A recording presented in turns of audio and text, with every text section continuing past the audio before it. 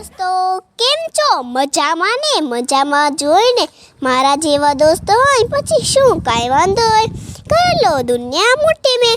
મિત્રો, મારો પરિચય આપવાની કાંઈ જરૂર નથી, કેમ કે મારી શોધ થયા પછી આખું વિશ્વ એક નાનકડા ઘર જેવડું થઈ ગયું છે.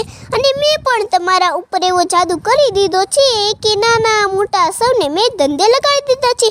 એમાંય વોટ્સએપ, યુટ્યુબ, ફેસબુક અને ઇન્સ્ટાગ્રામની પાછળ તો પૂરી દુનિયા પાગલ થઈ ગઈ છે. હજી તો 2 મિનિટ પૂરી ન થઈ, ત્રીજી મિનિટે મોબાઈલ ખોલીને બેસી જ ગયા હો. એટલું જ મારું વ્યસન તમને થઈ ગયું હશે. બોલો, સાચી વાત કે ખોટી વાત? હા હા હા. પોતાનું મોઢું જેટલી વાર સાફ નથી કરતા એટલી વાર તો મારો લેન્સ લુચ્ચા જ કરો છો.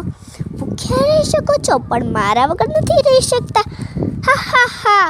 પોતાના બાળકો અને પરિવારનો આજનો માણસ સમય નથી આપતો, પણ મારી સાથે કલાકો સુધી ચેટિંગ, ગેમિંગ અરે ઇન્ટરનેટ ખોલીને આખા જગતનું બધું જોઈ લે છે. આ સમય તમારા પરિવારને આપો અને બાળકોને આપો તો કેટલા રાજી થાય પણ નહીં. મારું બંધાણ થઈ ગયું છે એટલે મારા વગર તો એક પળ પણ ન ચાલે. જાગતા, સૂતા, ખાતા, પીતા અરે વાહન ચલાવતા ચલાવતા પણ ડોકી વાકી રાખીને મોબાઈલમાં વાતું ચાલુ જ. અરે આજની મમ્મીઓ પણ પોતાનું કામ કરવા માટે નાના ભૂલકાઓને પણ મારા હેવાયા કરી દીધા છે. ખબર નથી પડતી બાળકોને મમ્મી વાલી છે કે મોબાઈલ.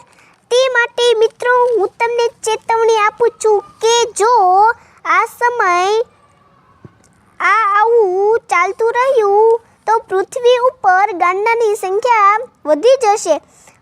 લગભગ ઘર દીઠ 1-2 ગાંડા તો હશે તે માટે મિત્રો, હું તમને ચેતી જાઉં છું. જો બાળકને 5 મિનિટથી વધુ સમય મારું રેડિયેશન અસર થશે તો એની આંખો અને મગજ ઉપર માઠી અસર થશે.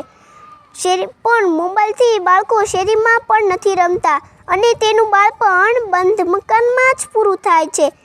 માટે હું જ કહું છું મિત્રો કે મારો ઉપયોગ વિવેકપૂર્વક અને